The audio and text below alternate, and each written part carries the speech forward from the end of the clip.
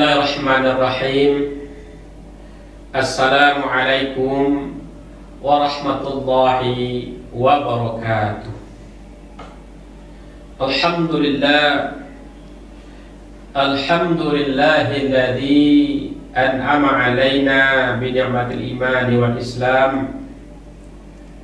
Asyhadu an la ilaha illallah wahdahu la syarika lah. Wa ashhadu anna Muhammadan abduhu wa rasuluhu la nabiyya ba'da.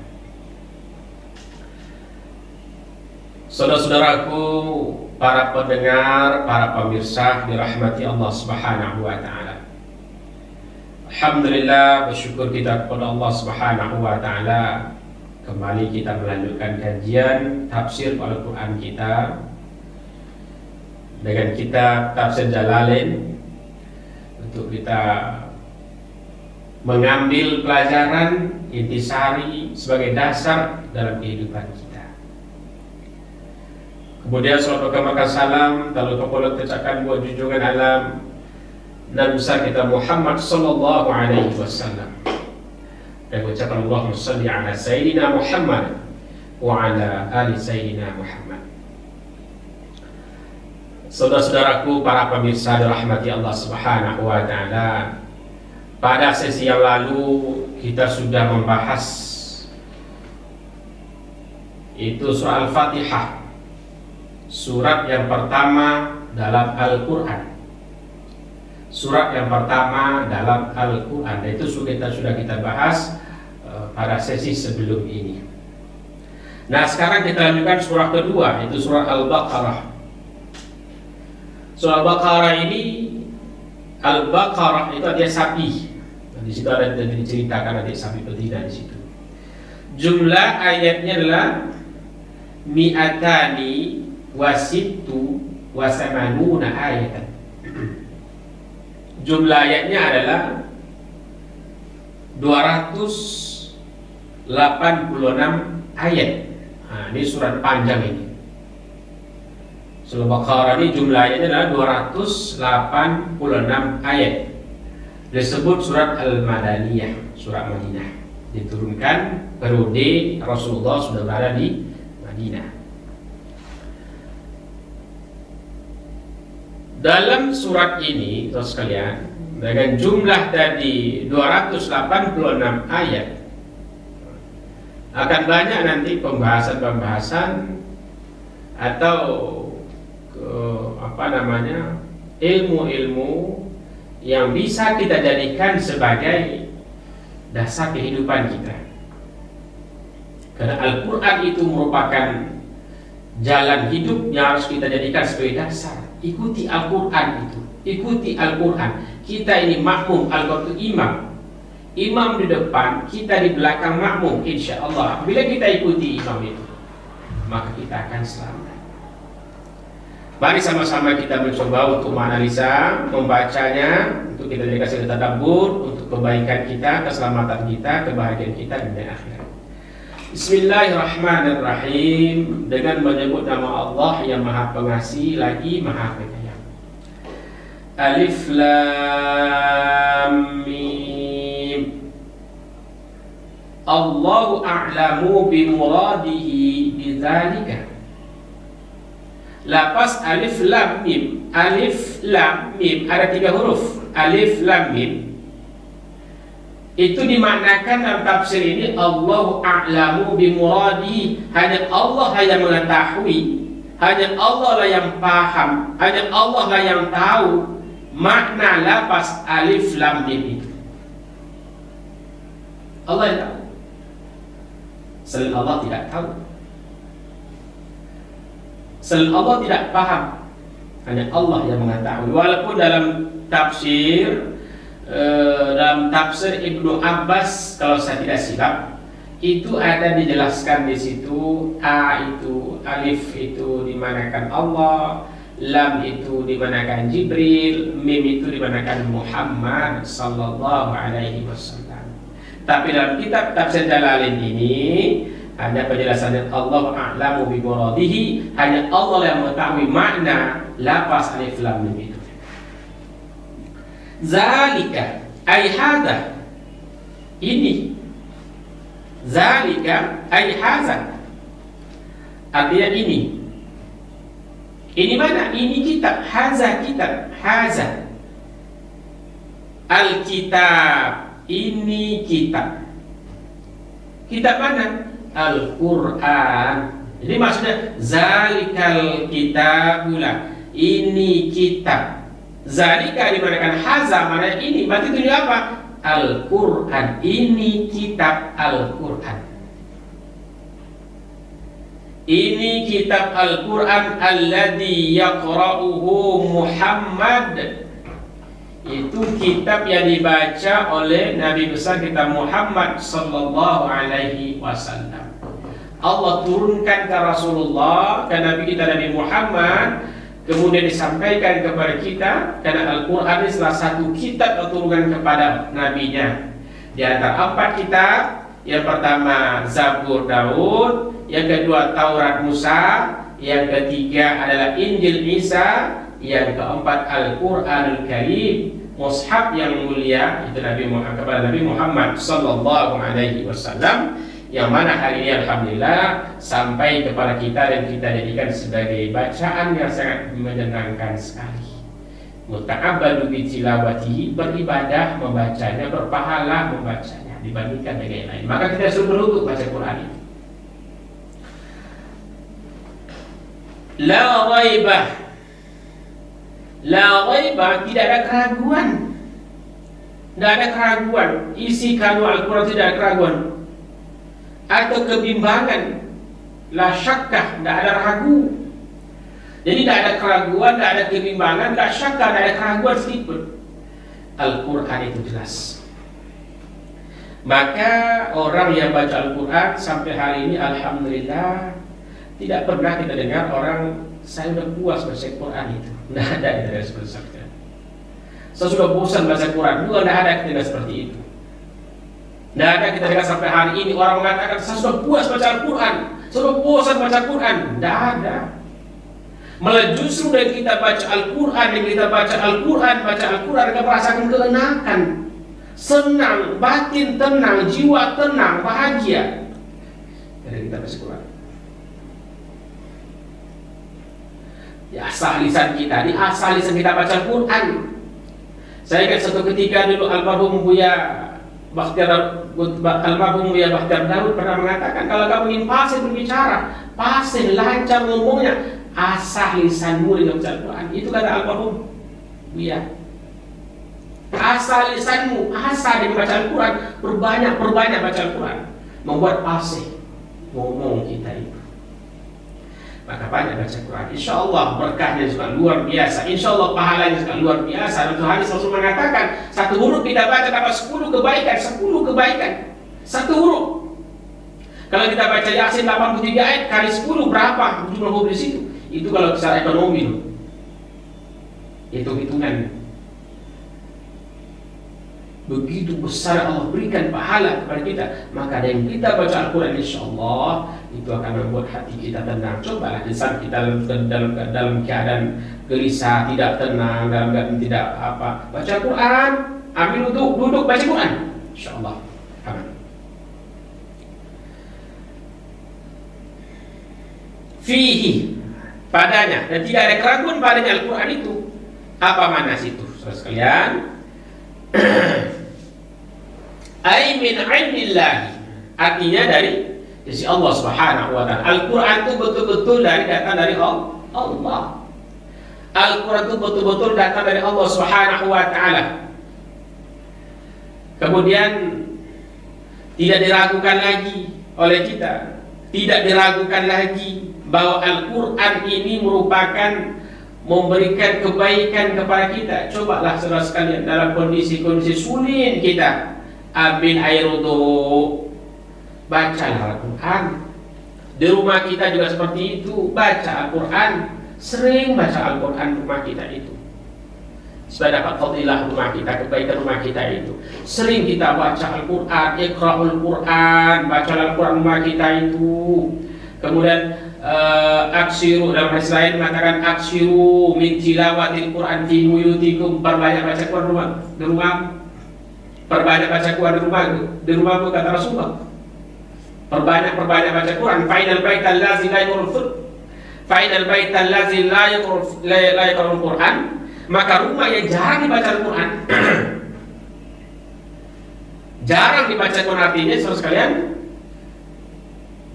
penduduknya, isi rumah tadi tidak ada baca Quran di situ, tidak mau baca Quran.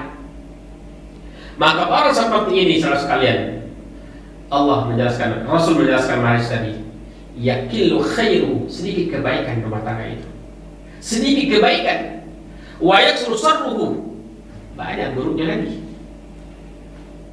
Wa yudhiqu ala ahlihi, disempitkan kehidupan keluarga tadi. Di keluarga itu tidak malah menjadi aman, malah justru sempit. Barang yang ada kadang-kadang jadi masalah. Barang yang ada kadang-kadang jadi masalah. Seharusnya ini aman, buat tentram, bahagia, rahmat, kan datang tapi bukan rahmat, bikin masalah. Kenapa? Karena di rumah tadi cara membaca Al-Quran.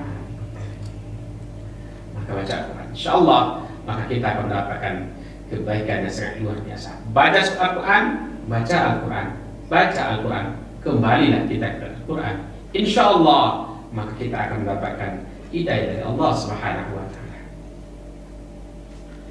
Hudal lil muttaqin, petunjuk, menjadi penuntun lil muttaqin, bagi orang-orang bertakwa, menjadi petunjuk, menjadi penuntun, menjadi sebagai ikutan bagi orang bertakwa. Maka Al-Quran yang kita baca itu hudal lil muttaqin, petunjuk bagi orang bertakwa, membuat kita bisa selamat. Maksudnya adalah orang-orang yang mengusahakan diri mereka supaya menjadi takwa dengan jalan mengikuti perintah Allah dan menjauhi larangan Allah Subhanahu wa taala dari api neraka. Jadi hudal lil muttaqin itu apa? As-sairina ila taqwa bimtisal awamiri wa ijtinabi nawahi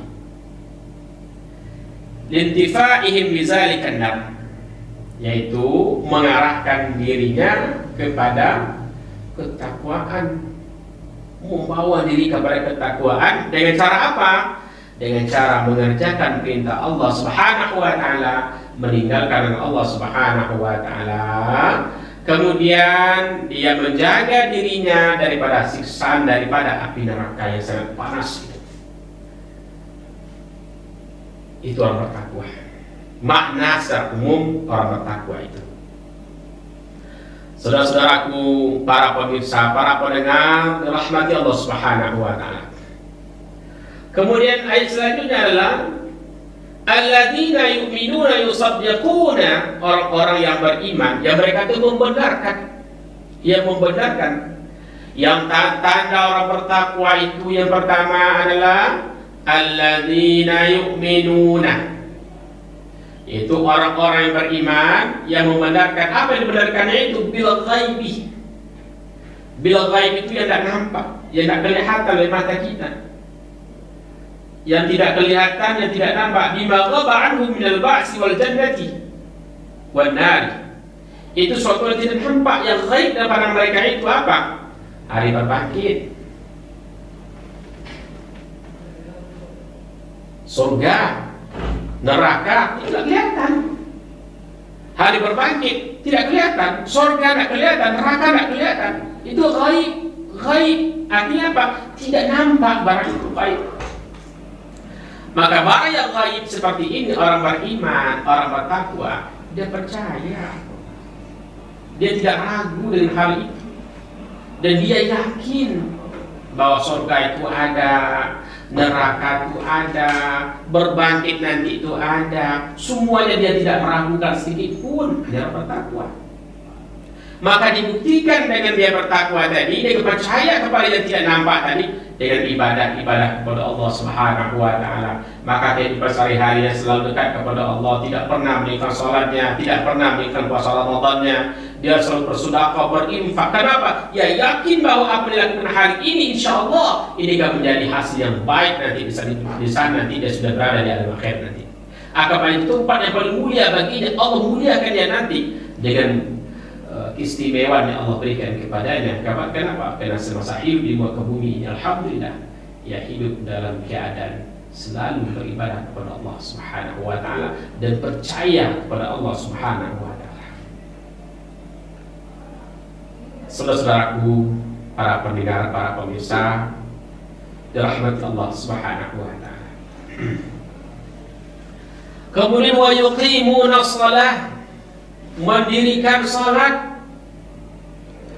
Dan mendirikan salat ini tanda orang beriman yang kedua, tanda bertakwa kedua. Yang pertama, tandanya adalah percaya kepada yang gaib. Yang kedua, itu mendirikan salat. Percaya kepada gaib, kedua mendirikan salat.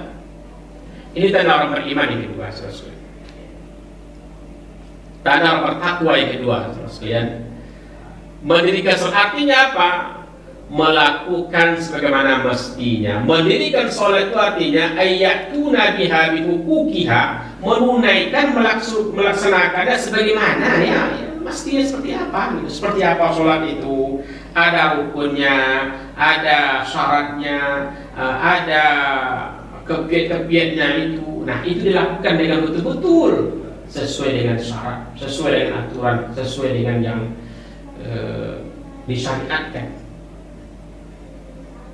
Insya Allah salat akan diterima. Salatnya akan diterima oleh Allah Subhanahu wa taala. Kenapa? Karena dia beribadah itu ada jalur yang diikuti, ada dalil sebagai dasarnya, ada ilmu yang dia pakai, syariatnya seperti ini, dia ikuti seperti itu. Insya Allah maka salatnya akan baik. Itu maksudnya apa? Itulah maksudnya melakukan salat sebagaimana mestinya. Salat wajib 5 kali sehari semalam. Nah, ini tidak bisa diganggu-gugat ini. Tidak bisa dimain-mainkan, saudara-saudara. Rasul menyebut itu umur 7 tahun kita disuruh sholat, 10 kalau tidak sholat itu dipukul. Lebih daripada itu, kalau tidak sholat itu lebih daripada pukul itu. 10 aja dalam masa fitrah, dalam masa suci, malah justru kita pada waktu itu sudah ada hukuman. Ada hukuman. Apa nilainya jemaah sekalian? Nah, ini berarti mengatakan Rasulullah tidak main-main. Tidak main-main, maka Rasulullah SAW dimi'rajkan oleh Allah, naik ke langit untuk mengambil ibadah salat ini, disampaikan kepada kita. Kalau lain cukup diturunkan saja, dinuzulkan saja, cukup puasa dinuzulkan saja, diturunkan ke Rasulullah, tidak jemput ke langit, tidak sebut Rasulullah mi'rajkan ke atas, tidak. Zakat cukup di bawah saja, Rasul juga tidak digerakkan, cukup di bawah saja sekali. Apalagi haji, umrah, dan lain cukup juga seperti itu.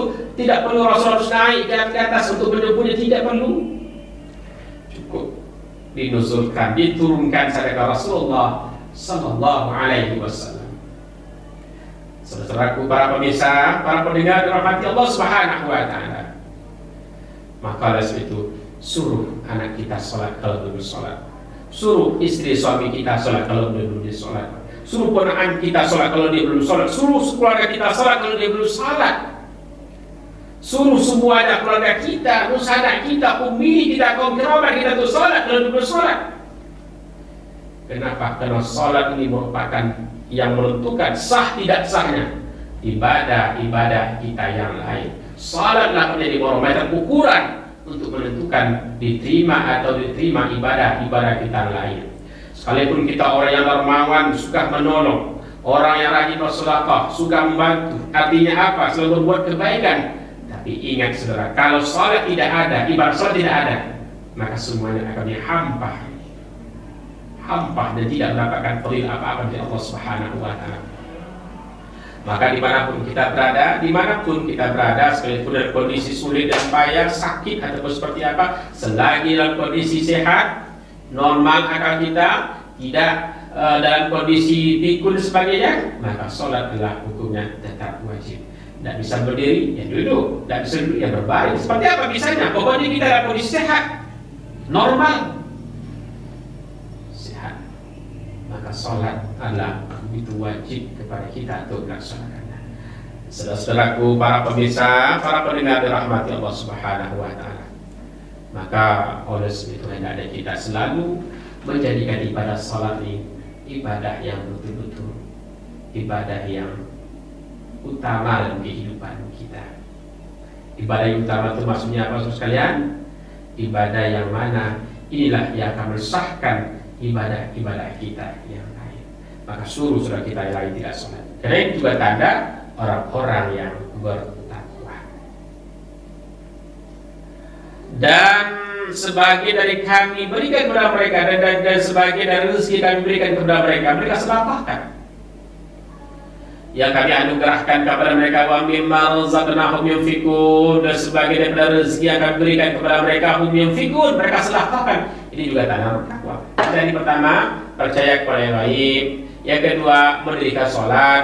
Yang ketiga, wa mimma razaqnahum yunfikun, sebahagian dari rezeki yang diberikan kepada mereka, hum yunfikun, mereka sedekahkan. Silakan baik tempat sedekah hari, baik tempat kita berinfak. Banyak sekali, banyak tempat yang masih menampung titipan Allah yang ada pada kita untuk disampaikan kepada yang lain. Pada hari ini kita dilanda oleh ujian yang berat sekali. Dunia merasakan yang disebut COVID-19 ini, corona ini betul-betul sangat luar biasa. Ekonomi kita hari ekonomi kita mundur praktis hari ini, pendapatan kita juga mundur sebagainya. Maka silakan bersedekah kita hari ini, berimpak kita. Yadul ulya khairu min yadil sufla. Tangan di atas lebih baik daripada tangan di bawah. Memberi lebih baik daripada menerima. Maka berusaha kita untuk memberi. Apa yang ada kita berikan. Ada duit kita berikan. Ada makanan kita bantu.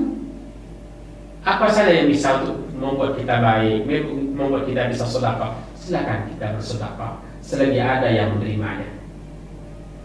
Dalam satu hadis lain dijelaskan saudara sekalian, tasaddaqu fa innahu ya'ti 'alaikum. Bersedekahlah kalian, kata Rasulullah, karena akan datang suatu masa nanti, suatu zaman nanti, yang mana seseorang berjalan, yamsi rajul bi sadaqati, seorang berjalan membawa hartanya, membawa duit, membawa emas yang dimilikinya, berjalan. Kenapa dia berjalan? Berjalannya untuk mencari orang menerima sedekahnya. Tapi apa terjadi? Ya qul rajul law ji'ta bil amsi laqabiltu. Kalau dulu kau berikan aku terima, katanya. Tapi hari ini kan tidak butuh lagi. Kenapa? Manusia sudah dalam kecukupan hari itu. Sudah tidak butuh lagi sedekah, tidak perlu lagi. Mereka sudah kenyang. Apa yang dimiliki sudah ada, cukup semuanya. Dan masa itu akan datang nanti, kata Rasulullah Sallallahu Alaihi Wasallam. Maka tanda orang bertakwa yang ketiga ini adalah wa mimma razaqnahum yunfikun. Sebahagian rezeki yang mereka yang dapatkan oleh Allah itu dia infakkan, dia sedekahkan fisabilillah. Maka makin banyak kita bersedekah, makin banyak kita berinfak, insyaallah itu akan membuat rezeki kita makin lancar, saudara sekalian. Yakin kita insyaallah, karena salah satu nikmat sedekah itu adalah memancing rezeki yang sudah datang, pancing rezeki dengan bersedekah, pancing rezeki dengan berinfak, wakaf dan sebagainya. Insyaallah rezeki kita akan lancar. Kesulitan kita hadapi, kepayahan hidup yang kita rasakan, gonjang-ganjing kehidupan dunia, ekonomi dunia hari ini yang kita rasakan, insyaallah kita sedekah, Allah akan menggantinya. Allah akan memberikannya yang jauh lebih banyak daripada apa yang kita berikan. Tidak terasa kesulitan kita hadapi itu. Maka rajin bersedekah, memperbanyak bersedekah. Ini salah satu tanda-tanda orang-orang yang bertakwa. Maka rezeki yang ada dia belanjakan, yang Allah Ta'ala dibelanjakan, dia infakkan, diberikan, disalurkan kepada saudara-saudara kita kurang mampu. Hari ini saudara sekalian, penduduk kita tuh banyak, masih banyak miskin. Kenapa? Negeri kita ini, negara kita ini baru negara berkembang, negara maju. Kita baru berkembang. Makanya kalau kondisi keadaan kita masih banyak butuhkan, memang seperti kondisi keadaannya. Maka silakan bersedekah. Siapa yang kita berikan? Baik keluarga kita terdekat, anak-anak kita, ponaan kita, atau keluarga kita yang membutuhkan sedekah itu, berikan sedekah. InsyaAllah itu akan memberikan kebaikan yang sangat luar biasa kepada kita semua.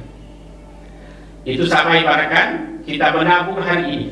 tabungan nanti akan kita hamil di saat kita telah berpulang ke rahmatullah. Menabung kita hari ini, tabungan itu nanti akan kita terima, akan kita ambil nanti di saat kita sudah tidak ada dunia lagi. Maka perbanyak yang saya jalankan hari ini tabungan, supaya insya Allah kita mendapatkan kebaikan nanti, pahala yang banyak dari Allah Subhanahu wa ta'ala. Selanjutnya, wallazina yu'minuna bil ghaibi wallazina yu'minuna bima unzila ilaika wallazina yu'minuna bima unzila ilaika min qablika wa bil akhirati hum yuqinun. Dan orang-orang yang beriman kepada kitab yang diturunkan kepadamu. Berarti maksudnya Al-Quran.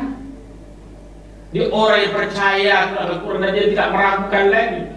Tanpa kita sebutkan seorang pendeta yang masuk Islam, yang dulunya dia seorang tokoh Kristian yang sangat luar biasa dulu. Tapi setelah dia masuk Islam katanya, saya masuk Islam bukan karena Ustaz Buya Kiai, saya masuk Islam kenapa? Saya baca Al-Quran. Saya baca Al-Quran, saya bandingkan dengan kitab yang dulu saya baca katanya. Ternyata Al-Quran luar biasa. Dapat hidayah dari Allah, dapat petunjuk dari Allah dengan membaca Al-Quran itu. Maka Al-Quran yang diturunkan kepada hari ini dibaca. Disuruh kita untuk baca. Di rumah kita ada Al-Quran, jangan dipajang-pajang saja, disimpan, masukkan dalam almari, ditengok aja gitu aja. Dibaca, dibuka, dibaca.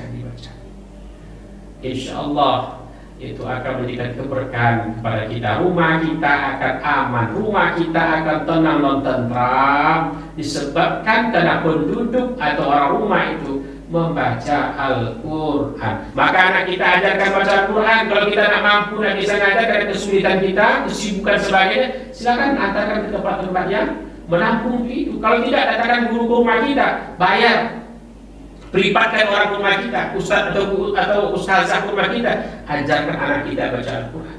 Suruh dia belajar kita baca Al-Quran.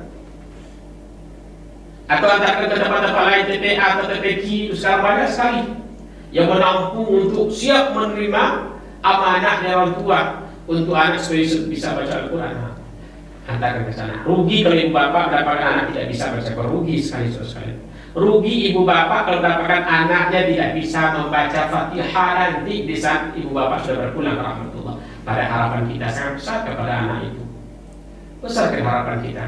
Saat kita meninggal nanti, mati kita nanti ada yang membaca Fatihah untuk kita, ada baca Al-Quran untuk kita, Yasin dan tahlilan atau surah-surah yang lain yang dibacakan insyaallah.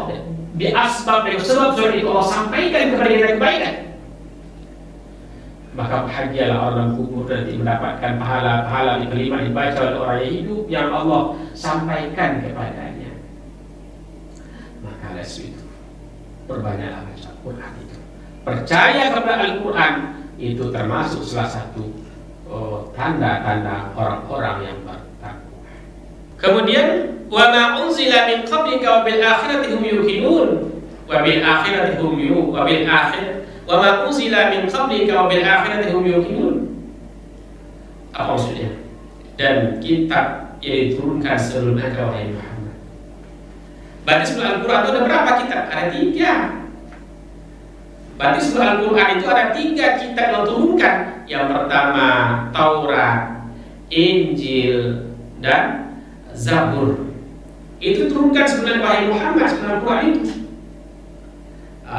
Wa ma unzila min qablika ay at-Taurat wal Injil wa ghairuhuma. Taurat, Injil. Taurat diturunkan kepada Nabi Musa alaihissalam, Injil diturunkan kepada Nabi Isa alaihissalam. Kemudian wahai umat maksudnya adalah kitab yang lain selain kedua itu, yaitu kitab Zabur. Kitab Zabur diturunkan kepada Nabi Daud alaihissalam. Semua kitab yang ketiga kitab itu, satu Al-Quran, 4 kitab ini ja'a minallah, datang dari Allah Subhanahu wa ta'ala. Maka tunjukkan yang jelas. Maka mohon maaf, mohon izin, mohon maaf sekali kalau hari ini orang membaca kitab yang bertentangan dengan agama Allah, berarti itu bukan kitab asli dulu. Bukan kitab asli dulu. Kalau kitab asli dulu yang Allah turunkan kepada Rasulnya, kepada Nabinya, baik kepada Nabi Musa alaihissalam dengan Tauratnya, kepada Nabi Daud alaihissalam dengan Zaburnya, kepada Nabi Isa alaihissalam dengan Injilnya, Al-Quran kepada Nabi Muhammad SAW, jelas semuanya itu mentauhidkan Allah Subhanahu wa Ta'ala, mengesahkan Allah Subhanahu wa Ta'ala. Qul huwallahu ahad, katakan Allah itu satu. Katakan Allah itu esa, lam yalid wa lam yulad, Allah tidak pernah tidak diperanakan, sama semuanya pembahasan seperti itu saudara sekalian. Tidak ada perbedaan. Kenapa? Karena sama-sama datang dari Allah. Saudara sekalian, rahmat saya rahmat Subhanahu wa Ta'ala. Indah rasanya, bahagia, tenang batin kita rasanya kalau kita dekat kepada Al-Quran ini. Maka Al-Quran karibkan kepada kita, dekatkan kepada kita, dekat sahabat kepada kita di dalam kubur. Tanya apa pertanyaan Munkar Nakir kepada kita nanti Al-Quran di dalam kubur. Ma imamuka, siapa imammu? Tanya kita nanti saudara sekalian, siapa imammu? Maka apa jawabannya? Kalau kita tidak dekat dengan Al-Quran, tak qarib dengan Al-Quran, tak bersama Al-Quran semasa dunia ini, maka tidak bisa dijawab. Kenapa? Itu bukan hafalan. Bukan hafalan yang bisa dihafal hari ini. Bisa menghafal Ustaz, tak bisa dihafal itu. Nanti udah sakit hilang hafalan itu. Tapi apa menjawabnya? Yang akan menjawabnya itu adalah amal solehnya. Amal solehnya yang dilakukan semasa hidup di dunia. So, sekalian ingat, jangan sampai tidak membaca Al-Quran itu. Maka tanda nomor takwa yang tadi itu, yang berapa? Yang ketiga, yang keempat itu adalah orang yang percaya kepada kita percaya kita Injil itu ada, percaya kita Zabur itu ada, percaya kita Taurat itu ada. Kenapa diturunkan kepada Nabi-Nya? Itu jelas itu. Injil diturunkan kepada Nabi Isa alaihissalam, jelas, tidak ada masalah, percaya kita sekali. Taurat Nabi Musa, Zabur Nabi Daud itu percaya kita. Bahwa isi kandungan di situ jelas juga isinya. Apa isinya? Itu mengesahkan Allah, harus beribadah kepada Allah, karena kitab itu merupakan dasar kita untuk mendapatkan ibadah yang sempurna, yang sesuai dengan syariat yang Allah sampaikan kepada kita. Maka ikuti Al-Quran, insyaallah. Saudara-saudaraku, para pemirsa, para pendengar dirahmati Allah Subhanahu wa Ta'ala.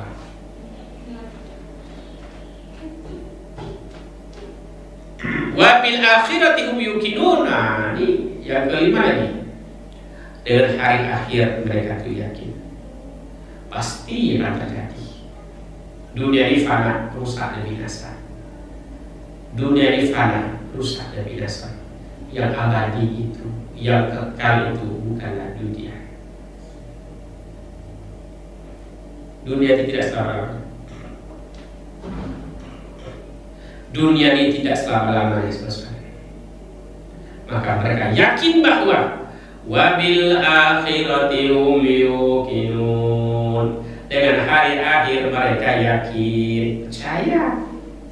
Ini tanda orang-orang bertakwa yang tidak meragukan sedikit pun bahwa nanti akan terjadi hari akhir itu. Hari akhir akan terjadi nanti. Mereka tidak meragukan, percaya. Ini tanda orang takwa. Ulaika ala hudam min rabbihim wa ulaika humul muflihun. Ulaika ala hudam min rabbihim wa ulaika humul muflihun. Mereka inilah yaitu orang yang memenuhi sifat-sifat disebutkan di atas. Apa sifat tadi? Percaya kepada yang lain. Kedua, mendirikan sholat. Ketiga, bersedekah dari rezeki yang didapatkannya. Wa mimma razaqnahum yunfiqun. Yang keempat, percaya kepada kitab Al-Quran. Yang kelima, percaya kepada kitab sebelum Al-Quran. Yang keenam, percaya kepada yang lain. Percaya kepada hari akhir.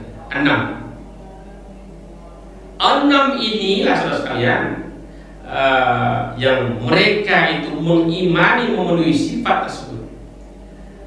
Maka orang-orang seperti inilah dikatakan wa ulaika humul muflihun, dan mereka ini orang-orang yang akan mendapatkan, orang yang beruntung nanti, orang yang akan bertunjuk, dan mereka ini orang-orang yang beruntung mendapatkan balasan dari Allah Subhanahu wa taala.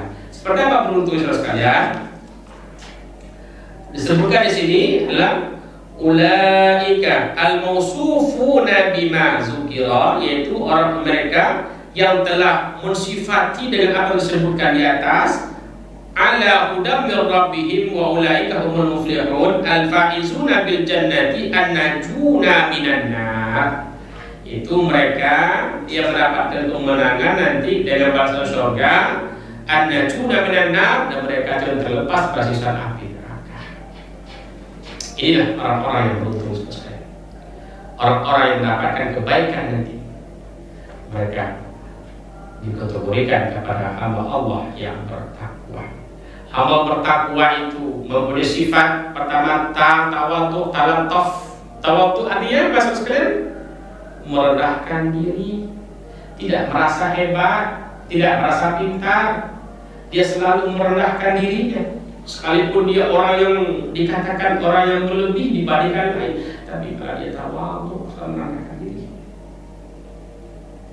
Tawadu, selalu merendahkan diri. Banyak contohnya sekarang saudara sekalian, dia sudah mempunyai ilmu. Alhamdulillah, ilmu yang didapatkan tadi bukan menjadi sombong, malah justru malah mendekatkan diri kita kepada Allah Subhanahu wa taala. Kalau kata orang tua kita dulu seperti ilmu padi, kan saudara sekalian. Ilmu padi itu makin berisi makin merunduk, makin berisi makin merunduk, makin berisi makin merunduk. Artinya apa? Makin banyak ilmu dimilikinya, makin banyak kekayaan dimilikinya, apakah jabatan diraihnya, justru membuat dia tawadu kepada Allah Subhanahu wa taala. Inilah salah satu sifat orang-orang yang bertakwa. Yang kemudian apa lagi? Qana'ah. Apa qana'ah itu? Qana'ah itu bisa menerima segala ketentuan Allah dalam hal rezeki. Sedikit dapat alhamdulillah, banyak dapat alhamdulillah. Intinya dia tidak mengeluh, selalu syukur nikmat. Karena jangankan membuatkan yang besar, yang kecil saja tidak bisa kita membuat. Jangankan bikin yang besar, yang kecil saja tidak bisa kita melakukannya. Maka dia syukur nikmat kepada Allah Subhanahu wa taala. Dia selalu mensyukuri segala pemberian Allah Ta'ala, sekalipun itu kecil, sekalipun hanya seperti ini, dia selalu bersyukur kepada Allah. Yakin di balik syukur nikmat Allah menjanjikan, la in syakartum la azidannakum wa la in kafartum inna adabi lasyadid. Kata Allah dalam surah Ibrahim ya kan, jika kamu mensyukuri nikmatku, kata Allah, la azidannakum, pasti akan aku tambah, pasti dan sungguh akan aku tambah, kata Allah Ta'ala. Wala in kafartum inna adabi lasyadid. Jika kamu ingkar, tidak mensyukuri, kata Allah, inna adabi lasyadid, ingat azabku sangat pedih, kata Allah Subhanahu wa taala. Maka ada rezeki sedikit, ayo kita bersedekah. Jangan kikir pelit, tidak boleh, jangan. Kenapa? Karena kalau kita pelit, kikir, kita diambil harta kita oleh Allah Ta'ala dengan cara paksa.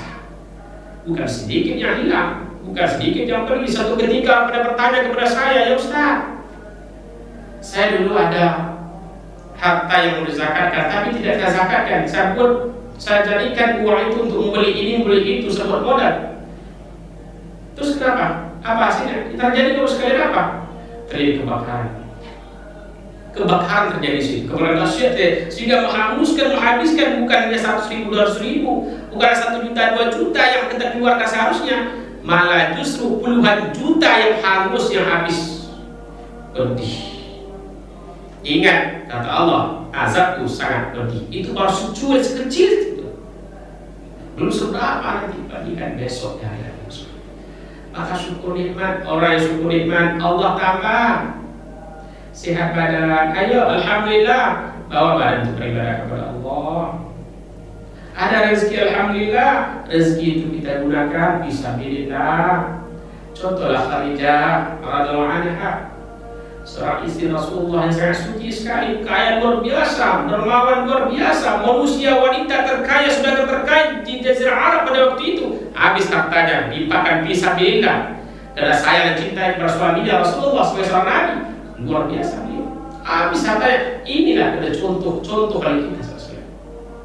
Utsman bin Affan kaya juga, Abu Bakar juga kaya, banyak lagi sahabat kita dunia kaya raya, tapi dia dengan titipan Allah yang diberikan kepadanya itu dia gunakan, dia pakai untuk fisabilillah, untuk berjuang di agama Allah Subhanahu wa taala. Maka kembali kita syukurlah iman, qanaah ditanamkan, sedikit pun dapat alhamdulillah, banyak dapat alhamdulillah, tidak dapat pun alhamdulillah. Kenapa? Rezeki itu pasti ada. Kalaupun tidak di sini rezekinya, di tempat lain Allah berikan rezeki kepada kita. Kalaupun tidak di sini kita mendapat kebaikan, di tempat lain jadi Allah pasti selesai. Yakin Allah tidak akan pernah lengah kepada hambanya yang saleh, tidak akan pernah tidur Allah Ta'ala, dan tidak Allah Ta'ala akan melalaikan apa yang harus diberikan, Allah berikan kepada seorang hamba yang soleh itu. Apa yang harus diberikan, Allah turunkan kepada kebaikan itu. Rezeki dan namanya karunia, dan namanya fadilah, dan namanya apapun namanya Allah berikan kepada orang soleh tadi. InsyaAllah dari rezeki yang Allah berikan itu jadi rahmat Allah Subhanahu wa taala, memberi nikmat baginya, rahmat Allah. Inilah kalau kita masa memakai qanaah itu. Maka oleh sebab itu mari sama-sama kita memasang niat qanaah, pakai qanaah dalam kehidupan kita sehari. Sifat yang mana bisa menerima ketetapan Allah dalam hal rezeki. Tidak sama kita sudah sekalian dalam proses kita. Tidak sama, maka ada si kaya, ada si miskin. Nah, itulah gara-gara kita tidak sama. Para pemirsa, para pendengar dan rahmat Allah Subhanahu wa taala. Kemudian waro. Apa itu waro? Waro adalah sifat yang mana kita sekalian menjauhkan diri kita dari perbuatan maksiat, menghindarkan, menjauhkan kita, jangan sampai mendekati perbuatan maksiat tadi. Karena maksiat merupakan salah satu bentuk kedurhakaan kita kepada Allah, dan durhaka Allah Ta'ala nanti akan menjauhkan nikmat kepada kita. Allah murka, kalau Allah murka, Allah turunkan bencana, musibah sangat luar biasa, gempa bumi, tsunami. Ingat tsunami 2004 di Aceh, sangat luar biasa. 2004 tsunami mengguncang Aceh 26 Desember 2004. Allah tengokkan kehebatan di situ saudara sekalian. Habis itu banyak lagi gempa yang turun setelah itu, Merapi yang meletus dan sebagainya. Sangat luar biasa Allah turunkan. Kenapa? Manusia sudah banyak berbuat maksiat, manusia sudah banyak berbuat mungkarat, manusia sudah banyak berbuat salah, manusia sudah banyak berbuat fasad, keji dan sebagainya. Allah turunkan bencana yang sangat luar biasa, bencana yang sangat dahsyat sekali, sehingga menimbulkan kerugian yang bukan sedikit saja, bukan sedikit, nyawa melayang, harta benda hilang. Sudah banyak orang tidak tahu dari mana anaknya, dari mana keluarganya, dari mana kuburnya. Kenapa? Tenggelam di gulung ombak, tenggelam di gulung air, masuk dalam tanah, tidak tahu dari mana. Sampai hari ini saya sekalian, banyak orang tidak tahu dari mana kubur keluarganya. Maka ada kubur masal di Aceh itu, di situ semuanya tidak tahu siapa-siapanya, pasti dia modal lagi. Mungkin di situ mungkin keluarga, tapi nggak tahu dia, tidak bisa mengenal seperti apa. Ini adalah salah satu jawaban musibah datang itu karena diundang oleh perbuatan maksiat manusia itu. Bencana datang diundang oleh perbuatan kemaksiatan manusia. Maka kalau kita ingin bahagia, selamat sekalian, selamatkan diri kita. Pakai sifat waro ini, jaga diri kita. Jangan sampai kita masuk ke jalan yang salah, jalan yang tidak diridhai oleh Allah Subhanahu wa taala. Jalan yang hidup dengan baik, insya Allah, maka kita akan selamat. Maka kita akan mendapatkan kebaikan yang sangat luar biasa, kebaikan yang mana Allah janjikan kepada kita nanti berasal surga Allah Subhanahu wa taala. Maka oleh sebab itu sifat waro ini mari kita terapkan kehidupan kita bermasyarakat dan keluarga besar kita. Insya Allah dengan sifat waro kita pakai ini, maka kita akan selamat. Kita akan selamat dunia akhirat. Bukan kita aja bahagia, isi dunia mereka mendapatkan kebahagiaan, isi dunia mendapatkan kebahagiaan, binatang, tumbuh-tumbuhan, manusia juga mendapatkan kebahagiaan disebabkan karena kita menjauhkan diri kita daripada perbuatan maksiat itu. Maka kalau ada kemaksiatan di mata kita ataupun di negeri kita, harus sama-sama sama-sama kita basmi. Mari sama-sama kita berdakwah, menyampaikan hak di situ untuk menegakkan kebenaran supaya insya Allah negeri kita ini bisa aman. Yakin kita. Kemudian dalam sifat bertakwa seorang dia yakin, dia percaya kok akan dunia. Yakin dia, yakinnya bahwa dunia berujung dengan kematian. Dunia ini fana dan binasa, yang bakok, yang kekal itu adalah alam akhirat nanti. Di situ selama-lama kita, dan tidak satupun dari kita yang akan abadi dunia ini. Tidak ada yang abadi, semua kita pasti akan mati. Semua kita pasti akan pulang ke rahmatullah. Semua kita akan meninggalkan fana ini. Tidak satupun yang akan hidup abadi dunia. Maka sehebat apapun, sekaya apapun kita, sehebat pun kita sekalian, maka kita akan mati. Maka inilah sifat orang bertakwa.